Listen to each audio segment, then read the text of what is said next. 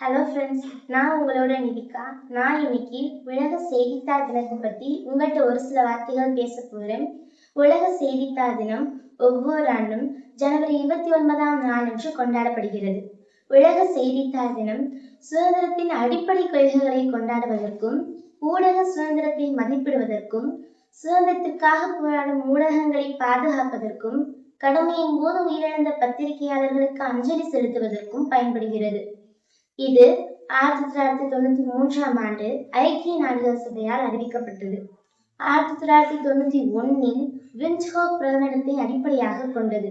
இதனுடைய நோக்கம் ஜனநாயகத்தில் கருத்து சுதந்திரம் மற்றும் செய்தித்தாள் சுதந்திரத்தின் முக்கியத்துவத்தை பற்றி வலியுறுத்துவது ஆகும். இந்தியாவில் ஜனவரி 29ஆம் நாள் கேஜெட் அகமது ஹிக்கி என்பவரால் பெங்காலி கேஜெட் எழுதப்பட்டதன் நினைவாக கொண்டாடப்படுகிறது. ஒவ்வொரு ஆண்டும் உலக செய்தித்தாள் தினம் பத்திரிகை சுதந்திரத்தின் மீதான தாக்குதல்களை கண்டித்து பத்திரிகை சுதந்திரத்தின் முக்கியத்துவத்தை வலியுறுத்துகிறது. இது ஜனநாயகத்தின் 4வது தூண்களாக கருதப்படுகிறது. நன்றி.